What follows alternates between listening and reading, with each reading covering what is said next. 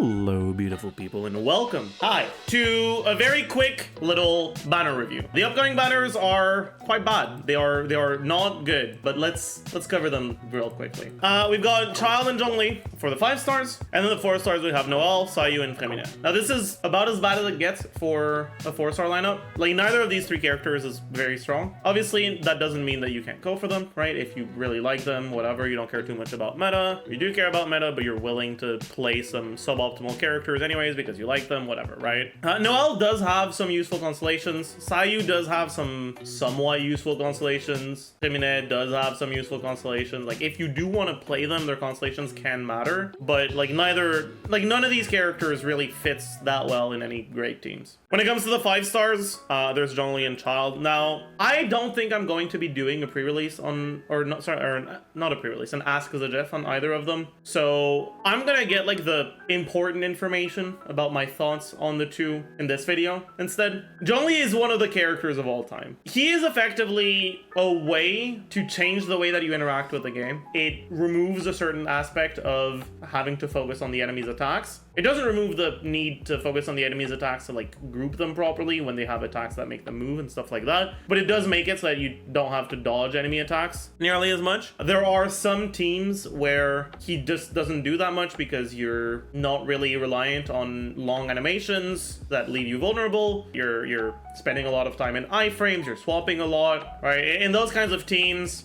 generally Zhongli doesn't tend to be that strong. If you think about an aggravate team with Miko, maybe, right? Would be a good example of that. A national team, there's just not really a need to stay on any character for a very long time, and you're doing a lot of swapping, right? You're using your burst for iframes. You don't have to focus on doing a committal animation, like holding a charge shot with Ganyu, or trying to get all the way to your 5th normal attack with Yoimiya. In those teams, Zhongli's not very good, and I would argue that most of the time, he actually feels worse to play than utility units that give things other than a shield, right? I think that in a lot of situations, in teams that, again, right, and I'm specifically talking about teams that are pretty quick swappy and don't really have a particular need for that defensive utility that he provides, especially if you're running units like Singto, you're generally gonna have a better time overall having a grouper instead of him on the team, because there's just more situations where that's useful. However, that's not every team, right? And there are other teams where he will make a lot bigger of a difference. So, for example,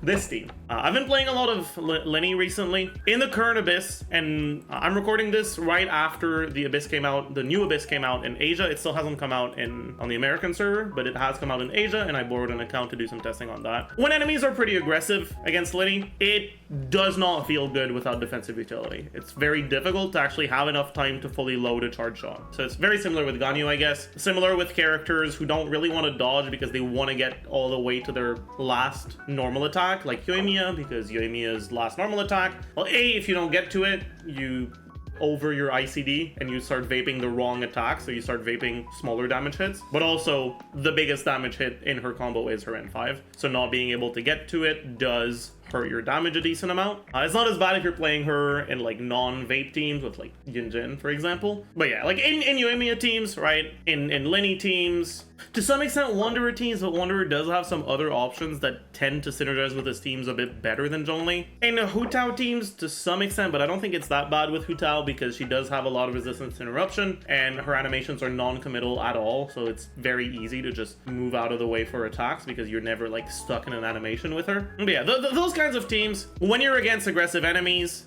Zhongli makes the team feel a lot easier to play, and not just easier to play, it can actually make it stronger. Zhongli's resistance shred is useful, but you also have to keep in mind that in terms of improving your team's DPS, that's literally the only thing he does. And against most enemies, a 20% res shred is somewhere between 10 and 15% damage increase, and in some situations even less than that. But his whole E animation is almost 2 seconds, and on a 20-second rotation, constellation, that's about 10% of your time. So you're spending about 10% of your time to gain a little bit over 10% DPS, right? It's mostly there to justify swapping into him in the field time, so that it's not a DPS loss to swap into him and hold his E, more so than it's there to actually increase your team's damage. It can still increase your team's damage, especially in teams that don't have access to other forms of res shred, but it's not that insane of an offensive ability. He's also fairly unreliable when it comes to generating energy for the rest of the team, because his pillar's AoE isn't that big, and it tends to get pretty easily destroyed by any enemy that like is a boss and can actually like override it, as they can with a lot of geoconstructs. And for the same reason, you're also not guaranteed to have 100% uptime on Tenacity of the Millilith, which is a set that most people tend to run on him. All this to say, in many teams, right, apart from like the Linny teams, the Ganyu teams, the Yoimiya teams like that, Zhongli doesn't really do enough offensively to justify the slot outside of just making things more comfortable. And he does make things more comfortable, but I think that in a lot of situations, it's not more comfortable to the point of being necessary. If you are playing Linny, if you are playing Ganyu, Yoimiya, or a character like that, Zhongli will be an actually useful pull for your teams. And if you're not, he can be a useful pull if you want to turn your brain off when you do content that you're already over-invested for. All in all, Zhongli can very much be a good pull for many players, but not for every player. Next up, we have Child, who is also the kind of character that isn't that good for every player. He is another character where he can be pretty good, but he won't be good for every account. Child doesn't have many good teams. He has like 1.5 good team, right? Which is basically International and some variations of it. International is actually a pretty good mid-level investment speedrun team. It's a team that scales fairly well with investment, like non-constellation investment, I mean, right? Like it scales well with artifact investment and weapon investment. It's been a very popular team for a long time because it's never a useless team, right? It's at least pretty decent in every single type of content. But with new characters coming out, and a lot of them since 1.1 when Child was initially released, every time a new character comes out, that's new potential teams you can play, right? As long as they're like not unplayable like Daya. Which means the more characters there are, the more alternatives to Child you have.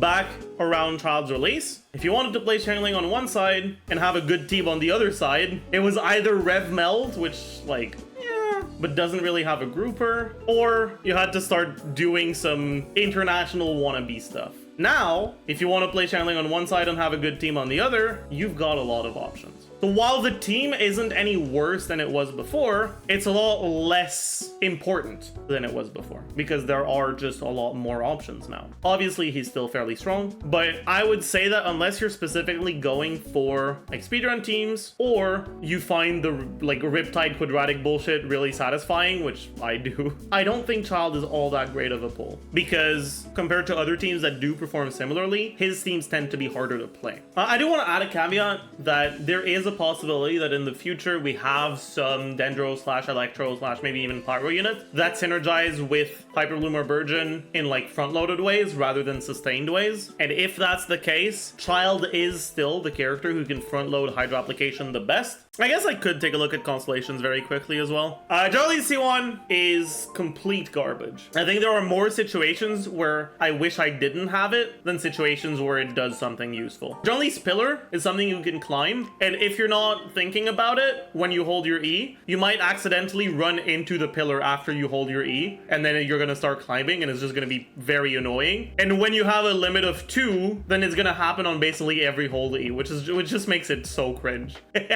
It doesn't actually double your energy generation. It does slightly increase it, but there is energy generation ICD on his pillar, which means that it doesn't double it. It just makes it, because usually it's a 50% chance to generate a particle. With C1, as far as I understand, it becomes like a 75% because you've got 2 hitting instead of 1, but there is ICD, so you can generate 2 in a row. Part of me very much hopes that geo characters in the future are taken in the direction of constructs. I hope that Navia does something with constructs, which could potentially make this retroactively decent, but at least for now, that's not the case. C2 is his best constellation because it makes it so that you don't have to hold E, basically. You can just use burst instead, which means that you're spending less field time on him compared to holding E and bursting. It is a little bit more field time than if you were to just hold E, but the Petrify is still useful, and it does do a decent amount of damage. So an only burst only with C2 is more useful than a only hold E only without it. Okay, C3 is dog shit. It just makes your shield bigger, and that doesn't do anything. C4 makes the AoE bigger and makes the petrification longer. It's also kind of,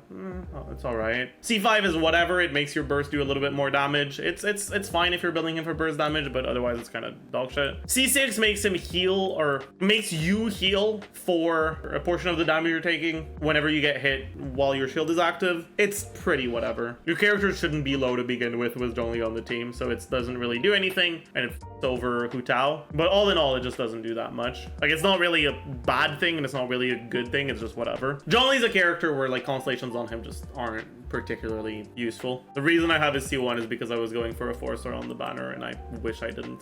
Child's constellations are also in general not that great. Child has one really good constellation, but basically every other constellation is kind of shit. So C1, it makes it so that you can do slightly shorter setups, and when you're speedrunning, it can increase your times, but that's kind of it. C2 doesn't really matter, because if you're building enough ER that you don't need this, then this doesn't do anything. And if you're not building enough ER that you don't need this, and if you're relying on this with the ER that you're putting on him, then you won't be able to burst every rotation when you're against a single target enemy. So it's just dog shit. C3 is a decent constellation. It increases his damage a decent amount. That's cool. C4 is his best constellation. It basically makes it so that every 4 seconds, enemies that have a Riptide on them will take Riptide damage. It allows him to be useful for teams outside of Xiangling, right? Because it gives him off-field hydro application, right? It's pretty good for Hyper Bloom, pretty good for Freeze. It is his best constellation. If it was his C1, I would probably go for it, because I think the teams and enables are kind of fun. As a C4, it's just not worth it for me.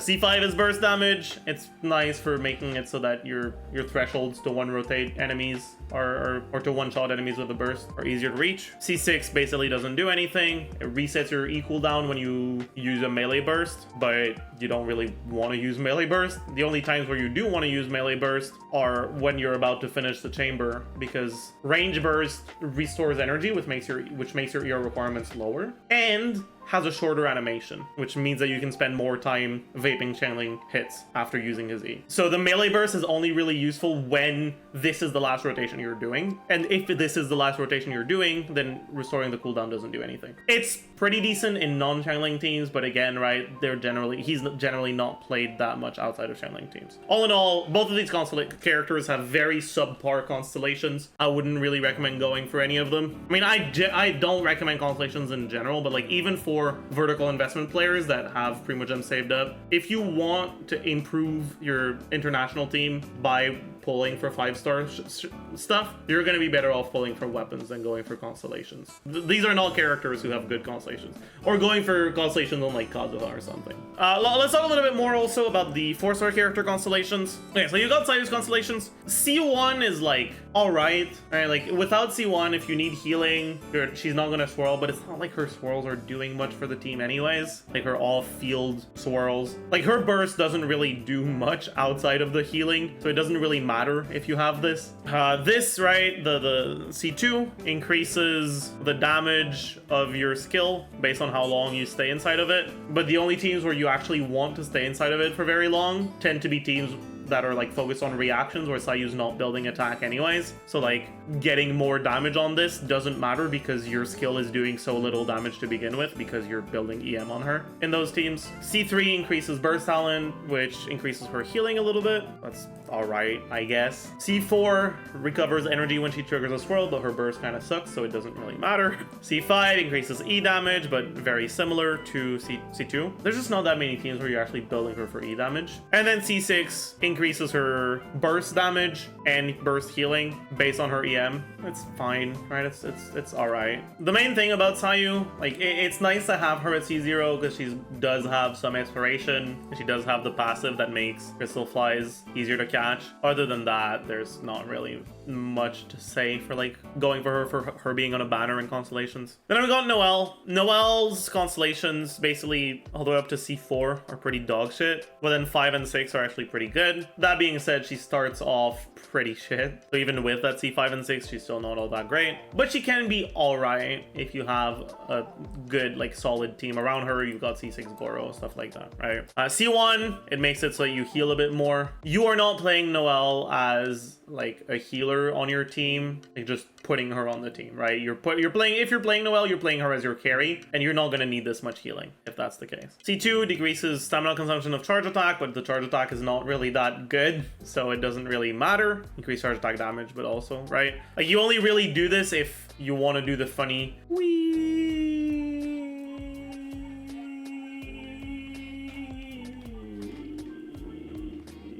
I have wired headphones, so I can't like do a full turn. It's fine, but it doesn't really do much. C3 increases shield level, which is whatever. C4 is probably the best of her first 4 constellations. When your shield gets destroyed or expires, it deals damage. It actually deals a pretty good amount of damage. Like this is her biggest hit, so that's cool. But like over a rotation, it's kind of just meh. C5 increases burst damage, which gives her a decent amount of attack when she uses burst. C6 gives her even more attack when she uses burst and makes it last a bit longer. That's all right. All in all, like if you actually like Noelle and you want to play her, if you try to play her before like C5, she's gonna feel pretty shit. Even at C5, not that great. It's only really gonna start feeling good if you're playing C6 with the pieces around her that are also like gonna support her, like a pretty high constellation Goro, maybe something like Albedo as well, maybe Zhongli, maybe something else. Outside of that, it's a little rough. And obviously, if you have Ito, then he's just better. And then finally, Freminet Constellations. If you are curious about those, go check out the pre-release video that I've posted.